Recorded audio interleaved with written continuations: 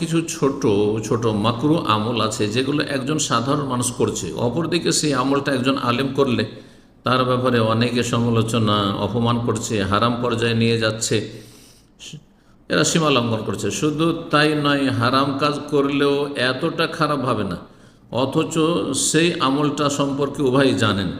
এখন আপনার কাছে প্রশ্ন হলো, আসলে কি ওই সাধারণ মানুষের আমল এবং আলেমের গুনহার মাঝে কোনো তারতম্য আছে? গুনহার ক্ষেত্রে একই রকমের গুনহা, কাবিরা সবার জন্য কাবিরা, সাগিরা সবার জন্য সাগিরা, কিন্তু একজন জ্ঞানী মানুষ যাকে আল্লাহ রাব্বুল ইলমের নিয়ামত দিয়েছেন আর অন্যদেরকে দ্বীনের জ্ঞান ওহীর জ্ঞান থেকে মাহরুম করেছেন অথবা সামান্য কিছু দিয়েছেন, অপরাধের ধরনের ক্ষেত্রে কোয়ালিটির ক্ষেত্রে পার্থক্য রয়েছে। এই জন্য আল্লাহ রাব্বুল আলামিন সূরা ফাতিহার শেষে যারা জানে তারপর আমল করেনি ইহুদিরা, তাদেরকে মাগযুব আলাইহিম বলেছেন, গজব প্রাপ্ত। আর গজব কথাতে বেশি কঠোরতা রয়েছে। আর যারা অজ্ঞ জানেন না, খ্রিস্টানরা সেই যুগের ছিল, অজ্ঞ ছিল, জানতো না, যার ফলে তারা বিভ্রান্ত পথভ্রষ্ট হয়েছে, পাপে লিপ্ত হয়েছে এবং হক থেকে দূরে থেকেছে, সত্যের কাছে আসেনি হয়তো, তাদেরকে আল্লাহ দল্লিন পথভ্রষ্ট বলেছেন। তো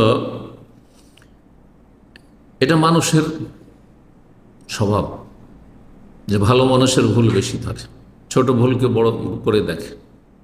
আমাদের সমাজে খালি মাথায় করে বেড়াচ্ছেন সাধারণ মানুষ, এমনকি আপনি এমন টাইট প্যান্ট পরছেন যে উঠতে বসতে পারছেন না, আপনি ওইটাই দিয়ে নামাজ পড়ছেন, সালাত আদায় করছেন, তখন ফুল প্যান্ট এমন টান দিচ্ছে পেছন দিকে যে পেছন দিক খুলে যাচ্ছে, সামনের দিক খুলে যাচ্ছে, নাভির নিচে চলে যাচ্ছে।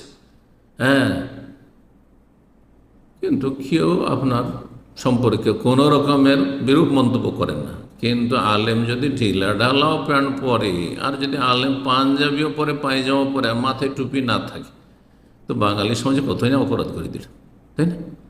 অথচ ফুল প্যান্ট পরা যদি আপনাদের জন্য জায়েজ হয়, তাহলে আলেমের জন্য জায়েজ।